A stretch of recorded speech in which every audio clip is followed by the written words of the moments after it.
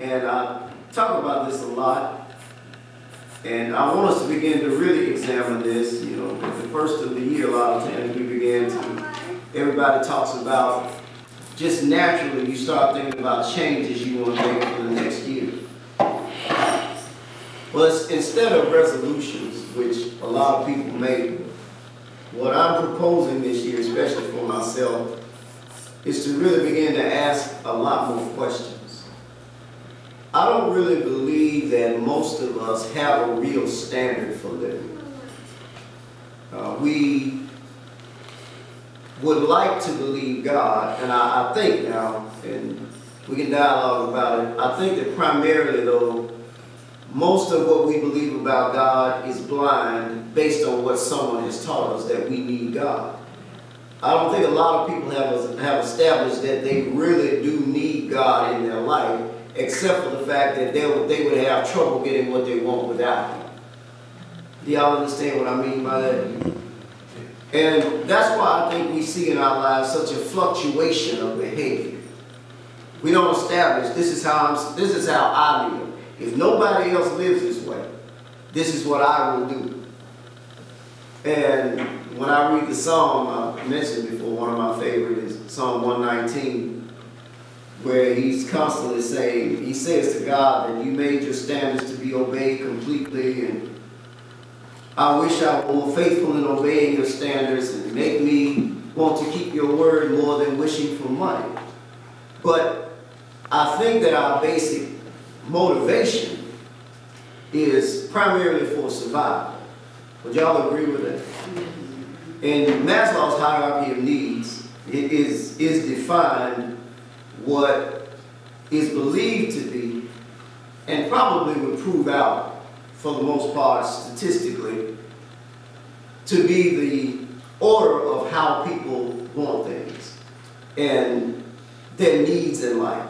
Food and clothing, shelter, and so forth. And primarily that's what we deal with. The goal is to try to get us to reach or aspire to a higher level of living. A level that is based on kingdom standards. Because the purpose of Jesus Christ coming to the earth was to bring God's kingdom. And the only way the kingdom can ever be demonstrated is that it be demonstrated through the culture or behavior and practices of the people that are from or of the kingdom of heaven, which we claim to be us.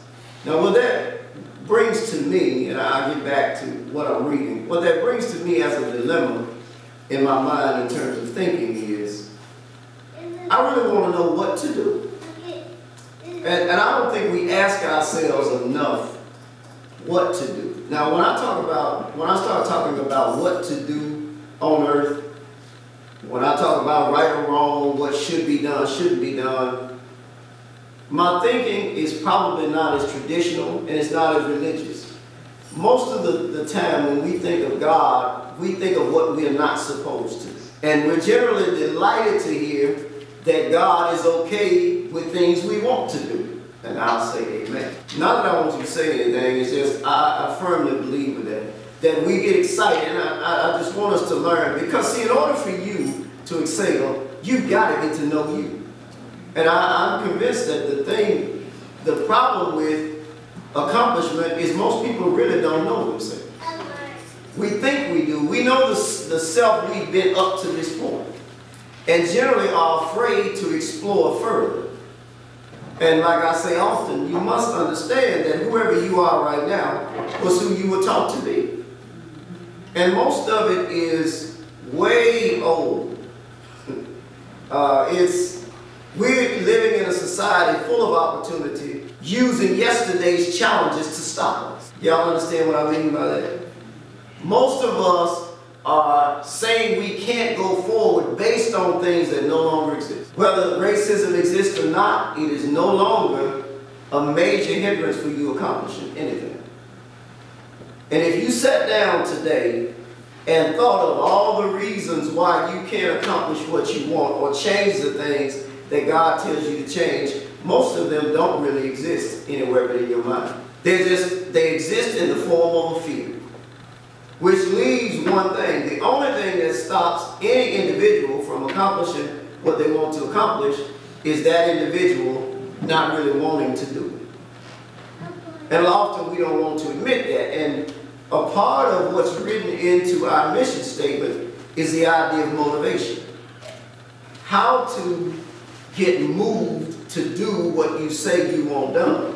Because I find that when I want something done, there's nothing to it but to do it. And you can get all that you want done. You could change. If we sat down and made a list today in terms of talking about the new year, things you want to be different, there would be a whole lot of major issues or issues, whether you call it major or not, that in and of itself is a whole nother subject. But there would be a lot of issues that you can settle by the end of this week. The only thing is, in the wake of those, you would leave a lot of emotion. Probably. And all you would have to deal with is how you feel about it. And in most cases, the only reason we have, quote unquote, disobeyed God, and when I say disobey God, understand this. God has dealt to every one of us a measure of faith.